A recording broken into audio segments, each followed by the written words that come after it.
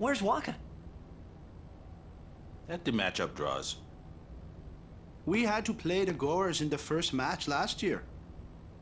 The year before that, and the one before that, too. Well, we would have lost to anyone anyway. Get Waka!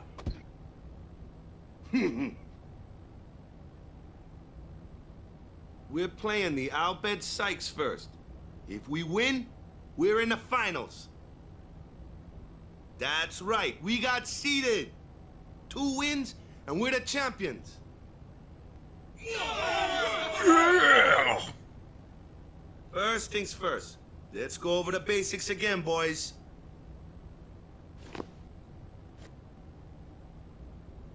Since tutorial. Oh shit, that's a lot of Blitzball. Oh man, moving. How do you move? Blitzball, there are 5 players per team in the spear pool. The overhead map shows all players' current positions and direction each facing. Only one team is shown on the field. Tiger is carrying the ball now. And the ball camera is displaying a circle arrow on the map. Now let's watch the players move. It's not quite as exciting as you think it would be, but bear with me now. It gets interesting. Occasionally. Sometimes. I don't know why I'm freaking this way. So anyway, it may seem confusing at first, but it's actually quite simple. But by default, player movement is set to auto, so everyone moves around the pool automatically. Use the overhead map to check the players' positions. The triangular frame inside the red circle is the opposing team's goal. Unless you are the opposing team, which wouldn't make sense actually. Maybe if you are on that side of the field, but anyway, here it is. The goal is always on the left-hand side of the overhead map. Let's resume. Let's try to keep track of your position in relation to the goal. How exciting. Next, let's try moving the ball manually. Press triangle. Now you're able to enable manual move manually. Exciting. Only the ball carrier can be moved manually. All other players stay on auto. Note that it becomes harder to manage your teammates while manually controlling the carrier. This mode is recommended for veteran blitzers, so maybe not beginners. Press triangle again. Switch back to auto.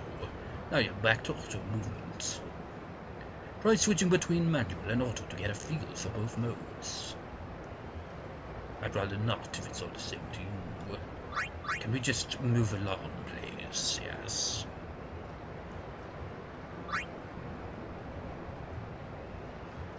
Can we move along now? In manual A mode, the direction of movement corresponds to the overhead map. As the press moves the players towards the opposing team's goal and towards your team's goal. In addition to manual A, there is also a mode called manual B.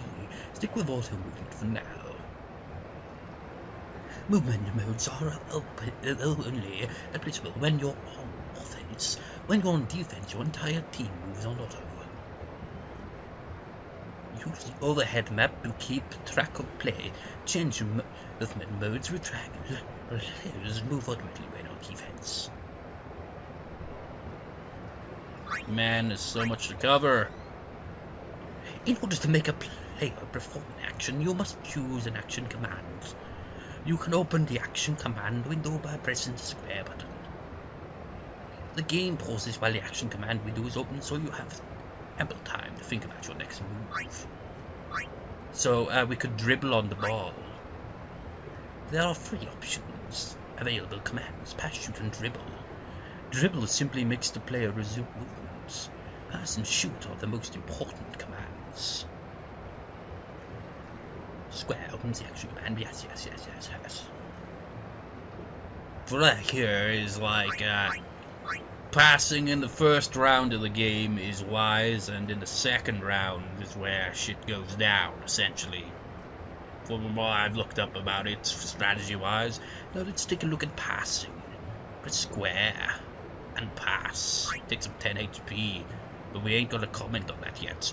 If like to receive for your pass, his stats are shown at the top right. Just pass it to you.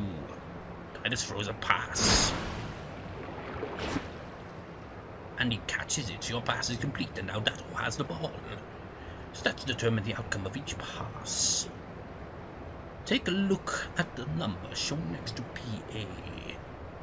That number 10 represents Datto's passing accuracy. Let's pass the ball back to Titus.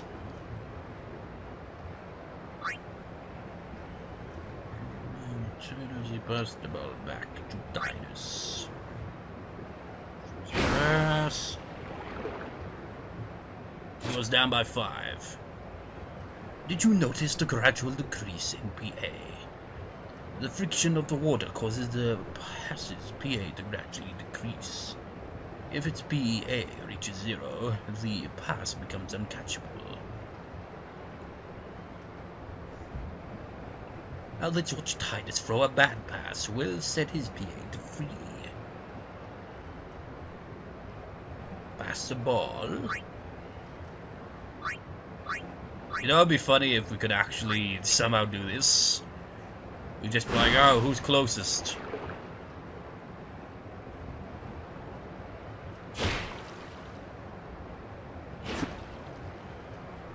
Just like you, idiot. When a pass fails, the ball becomes loose. A loose ball can be claimed by anyone. Therefore, a player with high PA can successfully throw longer passes. Likewise, a player with low PA often throws bad passes, giving the other team a chance at the ball.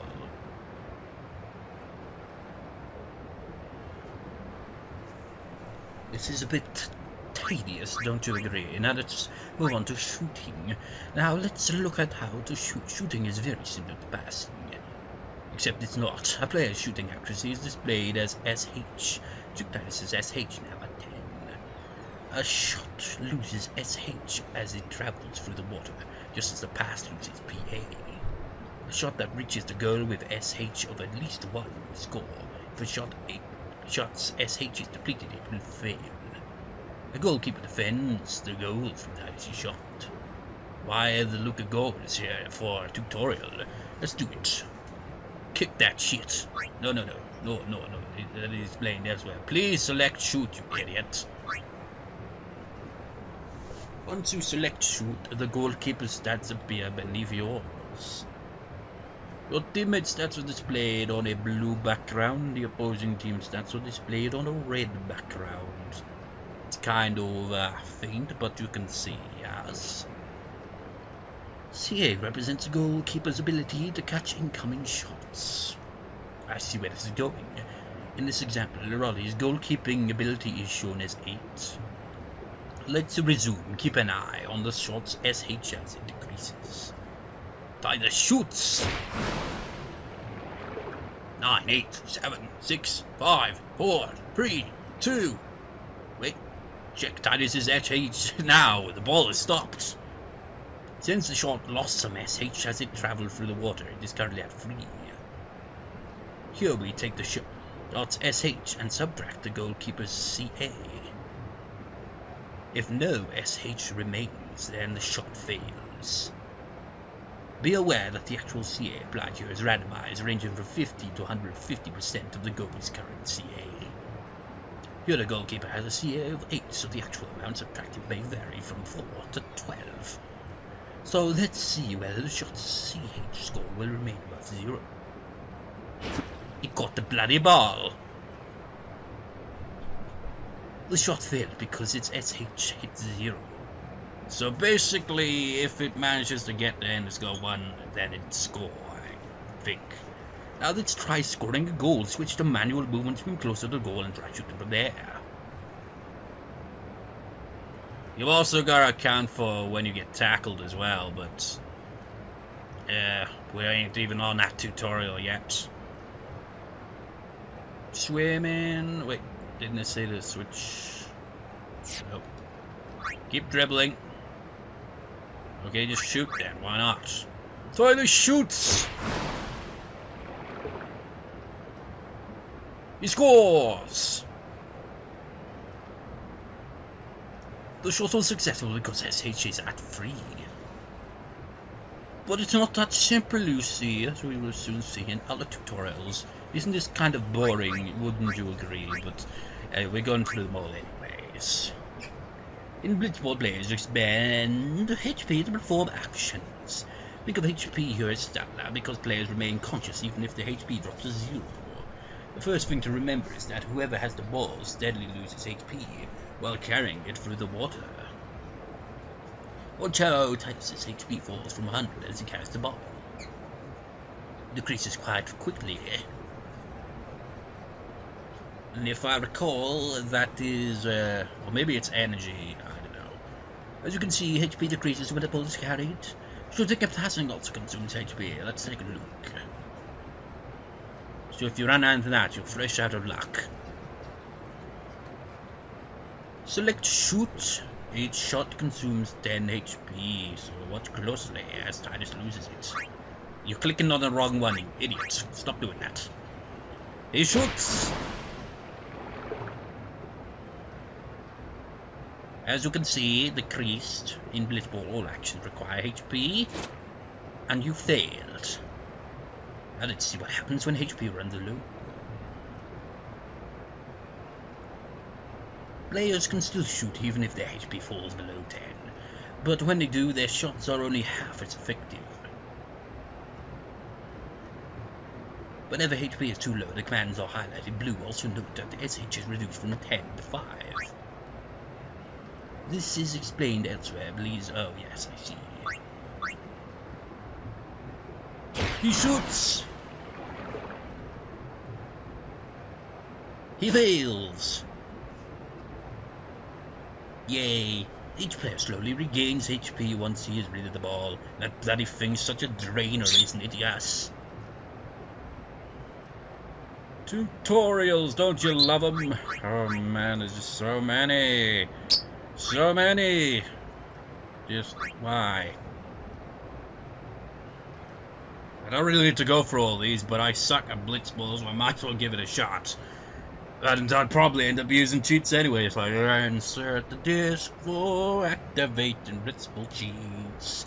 An encounter occurs when,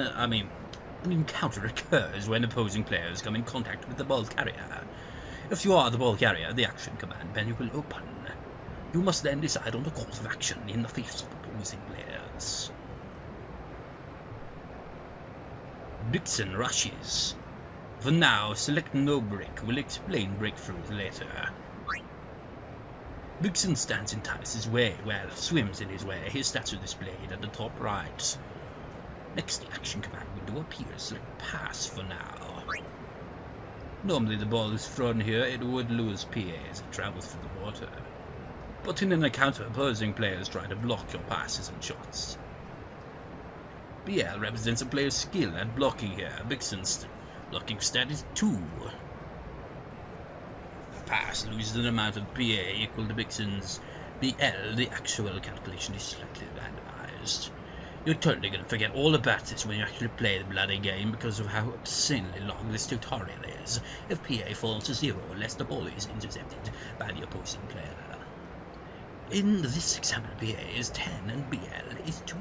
The estimated result is 10 minus 2 equals 8. As long as PA is at least 1, the pass goes through. Once through, the pass continues to expend PA as it travels towards its intended receiver. Watch PA closely as we resume play.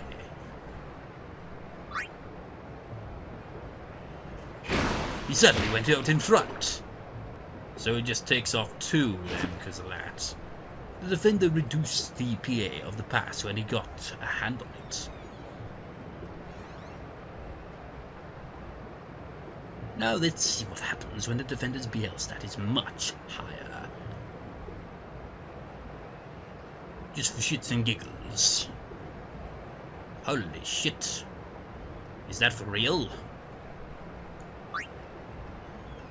Pass.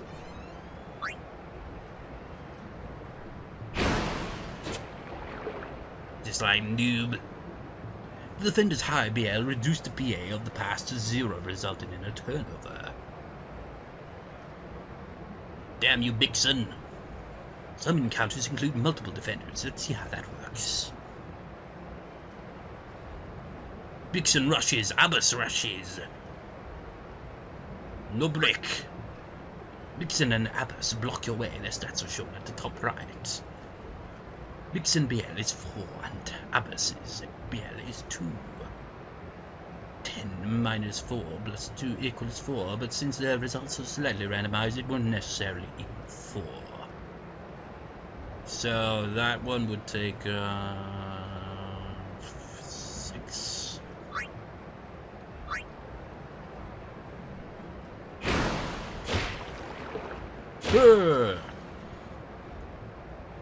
Just in the nick of time. The pass stayed above 0, so the pass was complete. So you've got to do a little bit of math here and there. Hope you like math. Oh, you don't like math? Well, it's too bad. Now, let's try shooting a goal. Dixon rushes with his Dixon and Abbas. No break. Just shoot. When you attempt to shoot, the goalkeeper also comes in, so you're now facing 3 opponents. 3 opponents. Wait. So it'd be the CA for that, would it? Subtract the stat shown beneath SH from its current value of 10 to determine whether the shot scores. Not a chance in hell, I'm afraid.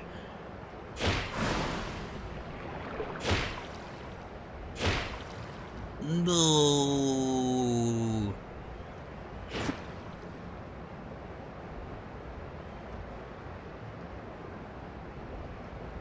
This part is going on forever and ever and...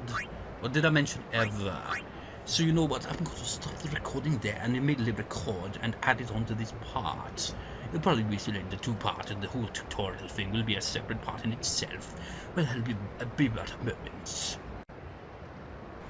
Alright, now where were we in this truly splendid tutorial? Right, we'll look at the breakthroughs in this section. Breakthroughs are when you get rushed at by gravy. So like it's you've encountered 3 opposing players. Oh my. PA represents passing accuracy here. The player's PA stat is 17. The defender's blocking stats appear beneath PA. The result of 17 minus 11 plus 5 plus 3 is less than 0. So any attempt at passing will surely fail. Let's try a breakthrough here. The ball carrier will try to shake off defenders by breaking through their tackles. If he withstands their tackles, the breakthrough succeeds and fewer defenders remain. Let's try breaking through Grav. Keep an eye on Grav's AT during the breakthrough. You decide to break through Gav before making your next move. Now Gav will tackle Titus. If Titus can withstand the tackle, he'll give up the ball. It takes endurance to withstand tackles. Right now, Titus' endurance is 11. AT tells us how hard a tackle will hit. This defender's AT is 7. Subtract AT from EN to determine the outcome of a tackle. If EN is reduced to 0, then the tackler steals the ball. Watch EN closely. Pass. Your tackle was not very hard at all. Titus endured the tackle and broke through Grav. The breakthrough was a success. Only 2 defenders remained in the way. Look at the stats shown underneath PA. Since Grav is out of the picture, he can't block passes anymore. The math is now 17 minus 5 plus 3. Completing a pass would be much easier now.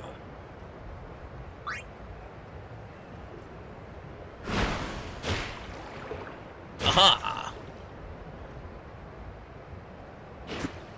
Break through as many defenders as you can to complete more passes and score more goals.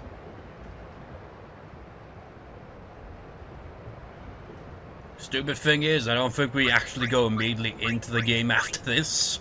Just like, okay, now we'll finally get on to the Blitzball game. I don't think we go straight to it. Players can learn techniques from their opponents. This is called tech copy. First, have one of your players mark an opponent who knows a desirable technique. Now that player will keep an eye on that opponent in order to learn his techniques. Bixen rushes. Select break the Bixen here. Tech copy appears at the top of the screen when a player uses a technique during a game. This indicates a window of opportunity to learn that technique. Press X at the right time in order to learn it. Let's try it now. So, how do we do that? Select dribble for now. Just dribble on it. Venom technique. So that was pretty easy. Just remember that the player who learns the technique is not necessarily the one it is used against. Players who have marked that opponent are the ones who learn his techniques. But players who marked him, only one will learn at any one time. The players may have trouble learning techniques though if they are of lower levels than their respective targets. Once you've learned a new technique, you can equip it at halftime or at the start of the next match. That was very brief. Stats. What? HP, spend when carrying the ball, spend when shooting and passing, recovers when moving without the ball, PN, SH or half when HP is too low. Endurance, ability to withstand tackles, opposing stat, 80. Passing accuracy, higher PA enables longer passes, opposing stat, BL. Shooting skill, higher SH enables longer shoots, opposing stats, BL and CA. 80 attack strength of tackles, opposing stat, endurance. BL, skill at blocking shots and passes, opposing stats, PA and SH. CA, goalie skill at catching shots, opposing stat, SH. Do you remember now? Because you don't, do you? No. Poison accelerates the loss of HP while the player has the ball. Poison players do not recover HP even when with the ball. In time, poison runs its course. Poison also disables techniques. Shooting attacks are lost first, followed by tackling attacks, and passing attacks in the poison effects are stacked with pile venom. Well, isn't that sure that should be against the rules? A player becomes unable to act when put to sleep. The player will wake up after a while or when he is hit by the ball. Luther reduces a single stat by half. The effects wear off over time.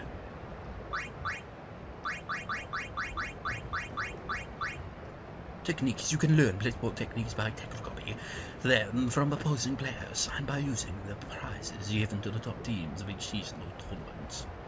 Initially, each player can only learn certain techniques, but by learning certain key techniques, a player can increase the number of techniques available to him.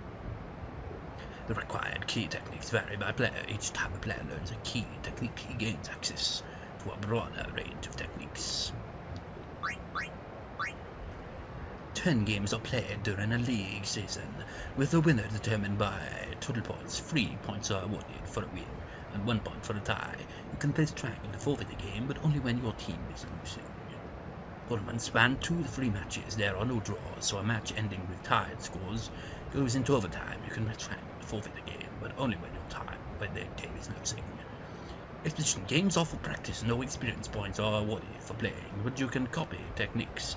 Press triangle at any time before the game, and that is all. I've already forgotten most of that.